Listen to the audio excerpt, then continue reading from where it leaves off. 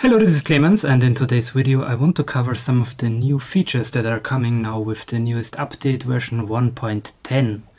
So yeah, for this I have already opened here this update changelog, which you can find in the news section of the AutoTonic homepage.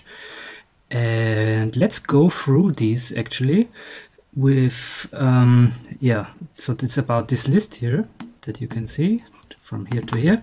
And let's discuss it here in a video, and I will try to also include a sort of timeline again, so you can skip to the sections that you're interested in. So we will cover here this multi-mode for headers, then we'll cover OMNI filter through signal path improvements, then we will cover the monophonic polyphonic feature that is now available, and also cover the delay feature, and then go through the new output routing methods that are now available, and the panic feature, what does it do, and also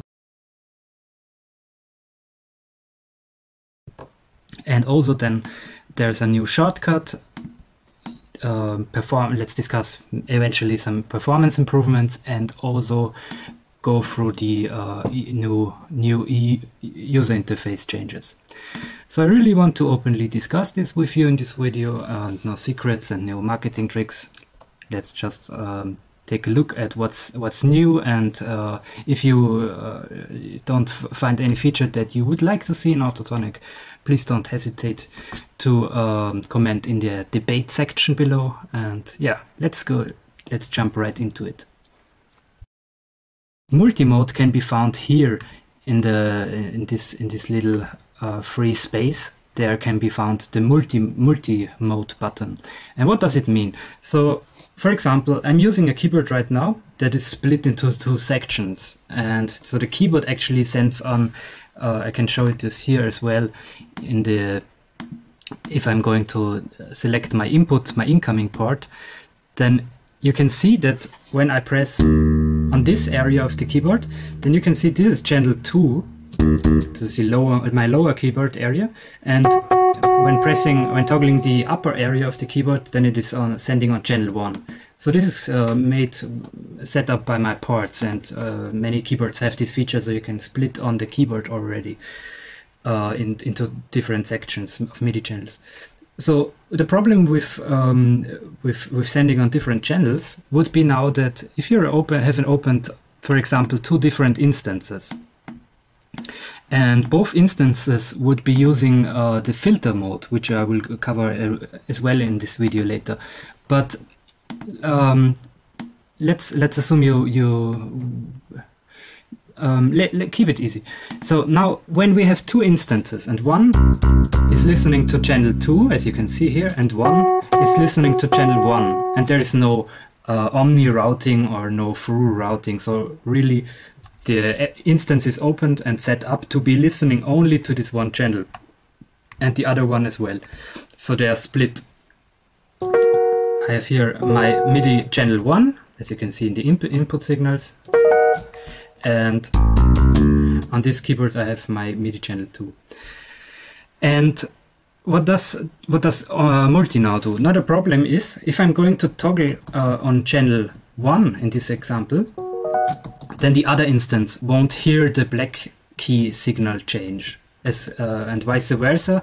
If I'm going to toggle headers on this on the other instance, on MIDI channel 2, then the other instance won't hear this as well, because they are listening to different MIDI channels. And multi is some sort of incoming globalize function that allows now, if I'm going to set multi in these instances, they will still hear the signal even on other MIDI channels, but not the node signal. So the node signal keeps related only to one MIDI channel, but any black key switching will be listened cross gate to other MIDI channels as well. Hope this is somehow clear. If you're not clear about anything, then don't hesitate and comment in the section below. So this is multi-mode allows to do key header switchings even if the MIDI channel is a different one.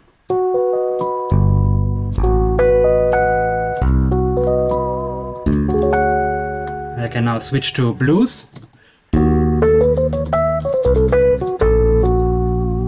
Even though both MIDI channels would be different. Okay, I hope you get the point here. So this is the first improvement, and then the new feature. We have multi now, which makes the instance listen even to other channels' black header switchings.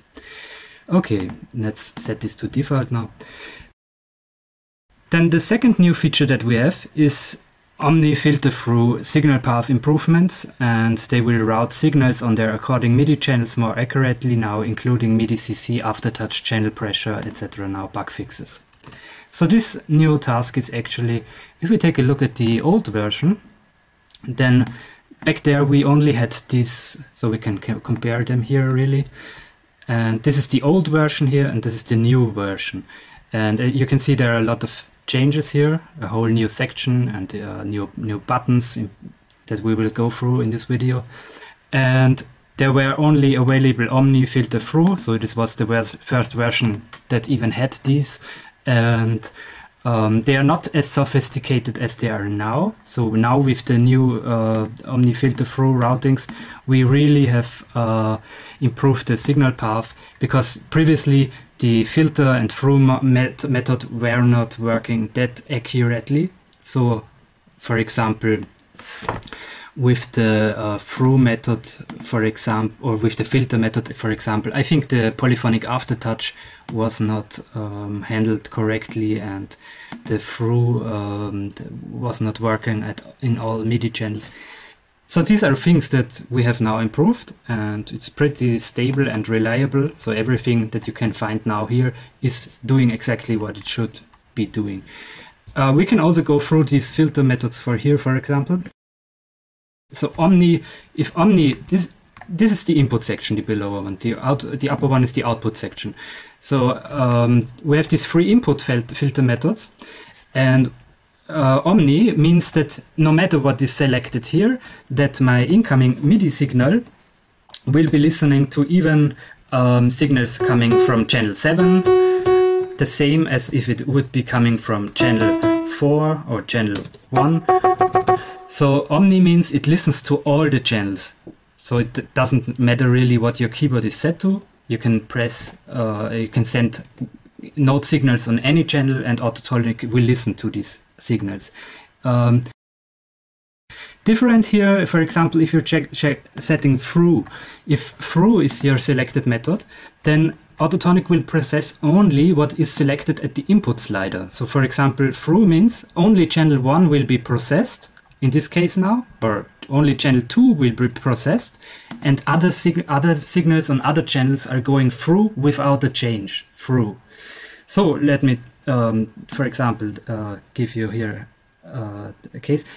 I've selected channel 2 now, so if I'm changing my keyboard to send on channel 2,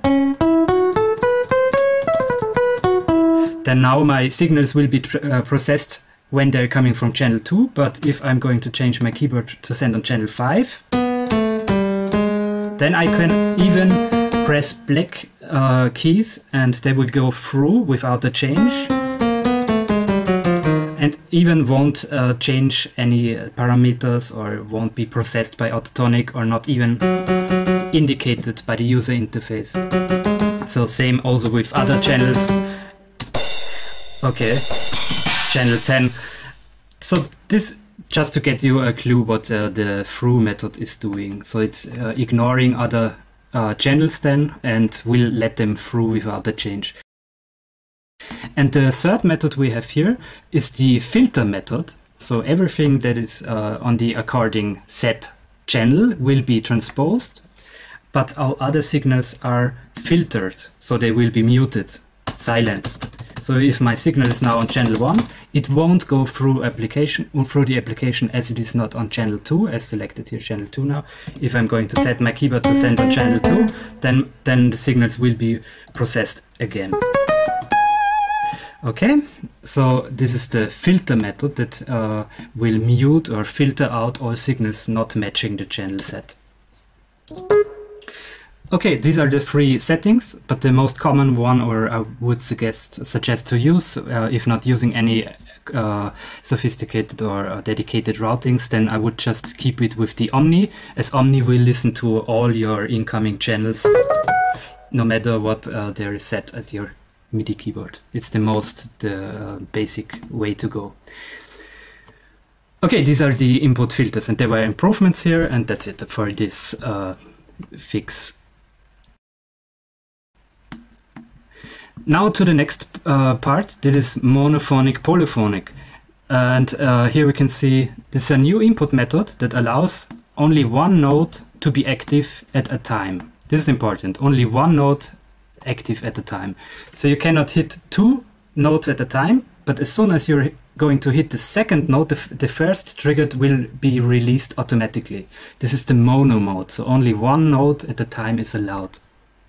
And this can be especially useful when being used in combination with chord stackings for more accurate triggerings. And I can show you this here quickly if you want. I'm going to open the old instance of AutoTonic. And when I was using, for example, a chord stacking with the old version, like something like this, okay?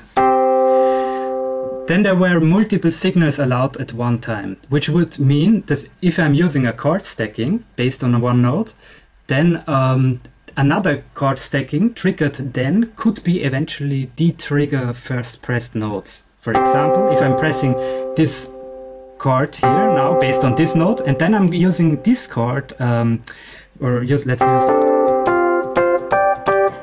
here you can see the problem. So it was interfering with already triggered notes, and mono allows now only one input note active at a time. So in case of chord triggerings, let's close this now, the old version, and let's use the new version. And with the with this version now, you can choose here monopoly. This is, so monopoly can be found here, and you just simply click on it and it will become active. And it now will allow only to trigger one note, one input note at a time, which then results in a chord stacking again. So from the signal path, which I can also show you here, there's the block diagram. And the stacking, here's the stacking. So we have our power section. If the power is on, then the signals will come here and will be either decided they are going to be black headers key switchings, or they are going into the processing engines for being input nodes. And the monopoly feature sits now here. I will update this block diagram as well, but soon. But the monopoly feature sits here and decides then, of course, if the signal will be allowed to be triggered on multiple keys or only at one at a single time. Okay, and so this is the monopoly feature, which basically only this allows one key pressed at one time, and it can be also useful, for example, when using signals like flutes. I think I have set up, there was somewhere, there's a flute, and with the flute, you now with mono and polar, with mono mode, you can only trigger one note per time, as it would be with the flute. So you cannot play two notes simultaneously with a flute instrument, or there are even other instruments that are falling into the same scheme. But as soon as I'm pressing a second note, it will de-trigger the first pressed note and then change to the newer pressed note. So this is more accurately done, even when soloing or playing fast runs. Can be only one note active at the time. So this is the monopoly mode, and this is monochromatic polyphonic mode. Okay. Let's go to the next feature, which is delay. The delay feature for offsetting incoming note signals. Now this sounds weird, I know, because why would you like to offset incoming note signals? It means latency. But there's a reason for it. By milliseconds, which is especially useful when using control instances for automatic chord triggerings. So header switchings can be triggered before the actual incoming note press. Header switchings can be triggered before the actual incoming note note press. Let's take a look at this. This is especially useful with a certain technique, and let's call this technique here. Let's erase first of all. Let's clear, make it more easy here. Let's set up a simple setup in AutoTonic. And now I want to slowly explain this to you because it's important and it's a very great feature. Let's call this feature instant chord triggerings, because with the previous version you were able to store, for example, a chord, and let's make this drastic here. So we are going to use a chord that is like looking like this. And let's check again, okay? Let's use such an instrument like this, and we can also make it mono as we're using chords. And then use something that we can really differentiate from the other chord. Okay? So we have now two different chords that we are using. And these two chords, we eventually want to switch by playing. So we don't want to press the black key switchings, but we want to trigger them as we go, as we play on white notes. Let me show you this here by setting up a second new instance that will feed the outgoing signal back into its usual incoming port, and we also have to erase. We will create a control instance here. So we are going to erase all the settings, move the header power, the power button, the power header to the side, and then set up a certain scale, as I showed you in a different video, which I can link now here below, above. And this certain scale will make AutoTonic trigger only on black keys, but route the signal back into its initial incoming port, as we did here before. So these signals, which are white which are triggered on white keys, of course, will result in outputting black note signals into its initial port. So even the other instance we are using here is hearing black key switches.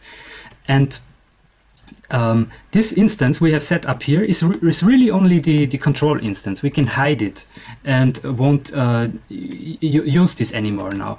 But let's move it aside here now, okay? Or just, yeah, move it somewhere we don't see it for now, and it won't confuse us. So what we can do now is, as soon as we are playing, you can see we have now header switchings going on. And that's all what the control instance does. And what we can do now is, for example, decide that on this header we will use this certain header with this chord stacking. And then, for example, let's take this header, or let's take this header here, and we want to place a different chord stacking with different, eventually, scale and different pitch. Okay, and on this white note, so we're triggering the white note here. We're not triggering the black, the header. I'm not pressing the header, but I'm pressing the white note, and the white note through the control instance automatically triggers the header in this instance, and then we have the header switching. So this is all what we're going to do with this control instance. And the delay function is now important as before by its nature, as you can see here. There's the issue we had previously. So as you're sending, it gets difficult now, I know, and you can even skip this part, but there's a logic behind it. Because when at the same time sending a white key signal, which will trigger the note, and at the same time using control instance that will send a black header switching at the same time, they interfere, but the more quickly processed signal is the note signal and not the header switching. But this means as soon as you're going to a action, let's call it action key, a white key that will toggle the header switching as well, you're first hearing the note and the previous chord and not the new chord and the new result. the new scale settings. So you're hearing the previous setting. For this reason, I have set up here this more complicated stacking. So we are now using this more complicated stacking here. And now let's change automatically to this header here by using the, I think it was the G. Now here, A. And you can see, now let's toggle only between these two action keys. Here's the more complicated stacking, and now let's toggle only once the A, which is here. You can hear, you can see that it has already switched to the new settings parameters, but it triggered, there is the more complicated setup chord triggering from the previous one, from this one. So it always requires a second triggering to make the new setting become really applied. This is has to do with the logic in itself. It's nothing. I'm not trying to be complicated here. It is something that is logic that is complicated by its own. You could implement an automatic delay, but then it would mean that the application will always get slower. And for this reason, now we're coming to the point here.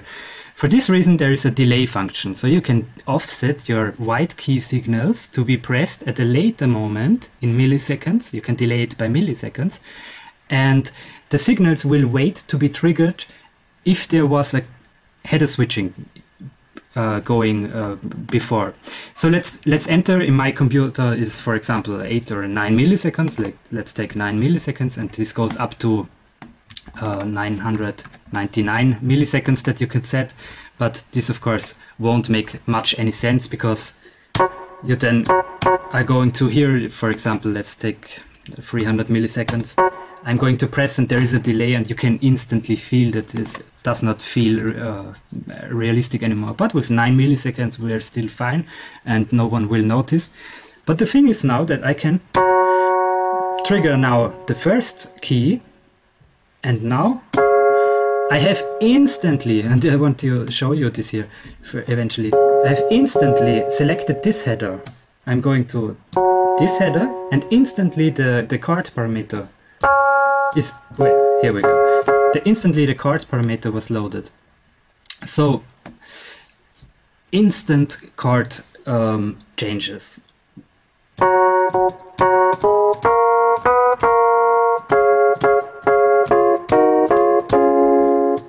That's this delay function. You can also reset the function. There are some details to it, and they are listed here. Delay can be set from 0 to 999 milliseconds. Alt-click on delay will reset the value, and so this can be resetted by alt-clicking here. Now I have removed, there we go. And then use click drag or double click for numerical entries. So we can click drag, or we can double click for numerical entries, or okay. And when power is off, both black and white keys are delayed. So if needed, if you have a certain technique that you want to use and you're coming up with, then you can even delay the whole input for a certain, for example, if you want to, so you can, as you can hear, there's a now 200 milliseconds delay on both black and white notes, okay? So this for that. And yeah, as we have now two inputs, there is some, so let's close this control instance again, and we won't have any interfering notes anymore. Now, back to the update changelog. So there are three output methods that are new to AutoTonic, and they are channel number, all, or auto. And when we take a look at the previous version of AutoTonic with the older one, then we can see there were no output methods at all. So everything that was transposed by AutoTonic was then sent to the according selected output channel by this output scroll wheel here. And now with the newer version, we can choose between these different three different output methods. And let me explain here what they do on Reset AutoTonic here. Okay. So if we're going to look at the input filter input monitor, and now we can see that my incoming signals are on channel 1, and the outgoing signal is we can open a new monitor here and select the output part that I'm using. So we're going to see now the incoming signal, outgoing signal. On the bottom is the incoming signal, on the top is the outgoing signal. So the incoming part is on channel 1 and the outgoing part is channel 1 as well. But if I'm going to select channel 2 and select channel number, then my outgoing part will be channel 2, even though it was channel 1. And what auto means now, so channel number means that the signal will be sent to whatever they're selected here.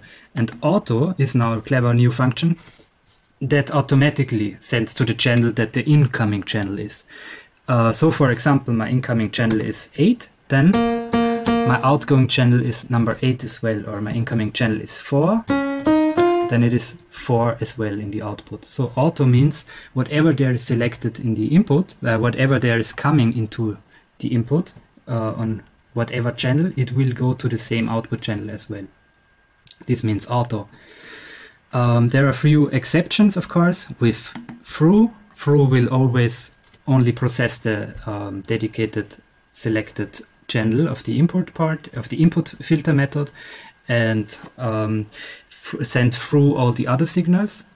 And filter, of course, will filter out all the other signals that are not on the matching channel, where they are differing. And these two important, so you basically leave it on auto, and only if you need dedicated routing, then you're going to select the channel you're sending to. But it opens, of course, much more possibilities, routing options here with instruments and voicings and multi-parts. And then there is also all, which may be eventually useful in some cases. So all means that an incoming signal will be sent to all 16 channels, which is, of course, not really useful in most cases, but can be especially useful when using multiple AutoTonic instances and doing multi-instance routings, etc. So these are the three new output methods. Output channel number, so only the current selected output channel will be addressed with the scroll wheel. The all function sends to all channels 1 to 16 simultaneously, and auto means that the signal will be sent to the corresponding input channel. Okay, so these are this. Then we have a new the next feature is the panic feature. The panic means that is send node off signals on all on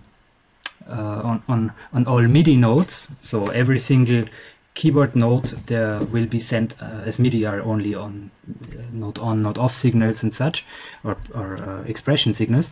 There will be sent only node off signals to all the keys of a channel, and we can also monitor this here in the output for a moment.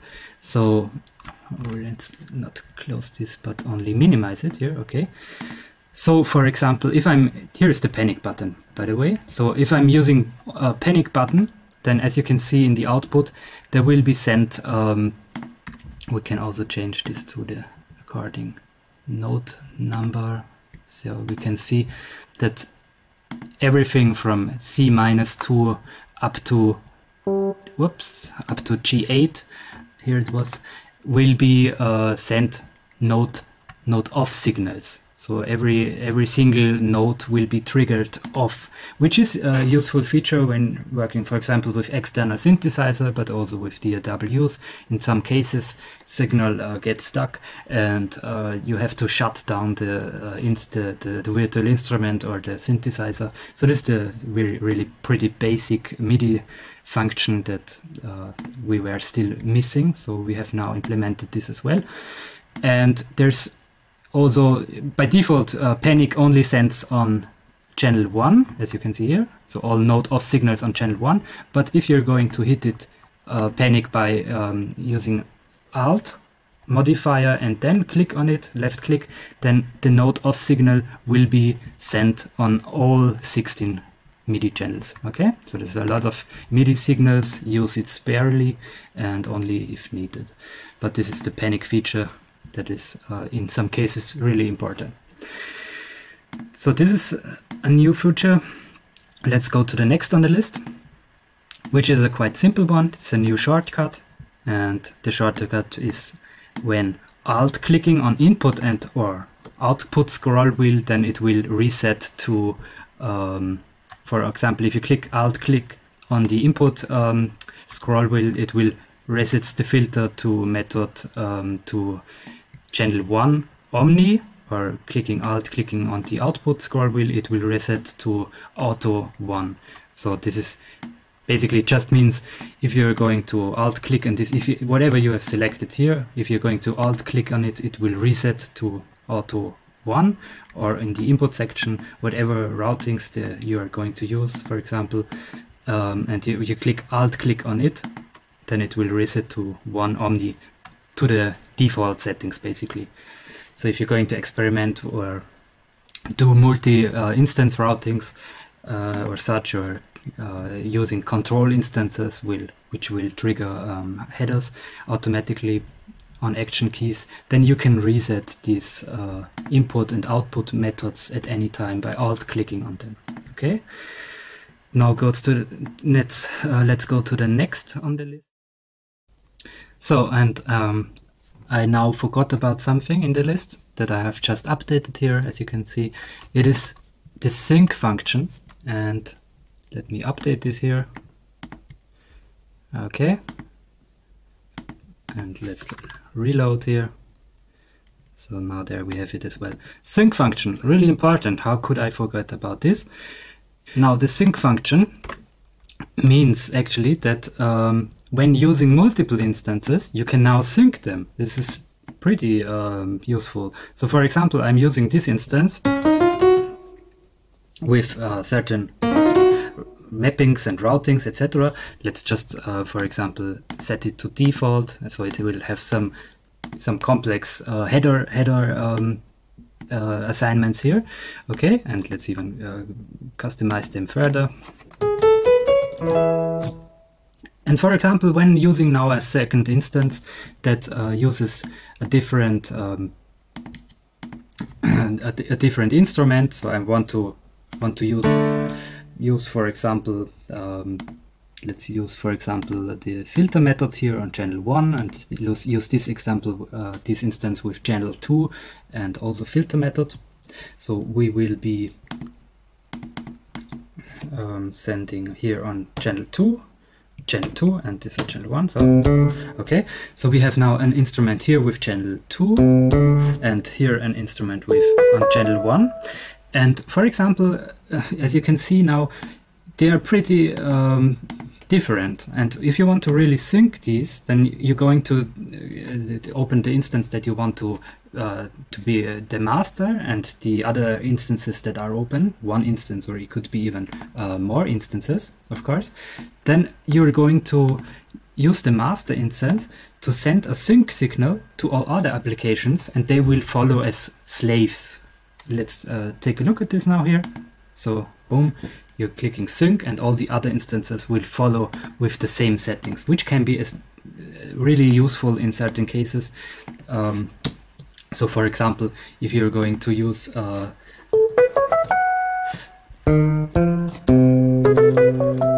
if you're changing some parameters here, let's say you want to use another scale here or another tonic, then you would always have to update the other instance. But now you can simply press sync, and the other instance will have the same parameter settings. Okay, so that's sync, pretty basic. It will just pretty basic, but it will just sync up to have the same settings as the other instance. Yeah, so that's basically it. And then we have, of course, performance improvements again. Some things we found that we were able to improve, and user interface changes, bug fixes, etc. So that's basically it, and every user will get an update notification to the download link from his order, and then can install the new version, which is version 1.10. Thank you for all your support and for the users, and hope you still enjoy using the application as I do, and we will see us in the next video. Thank you very much. Bye bye.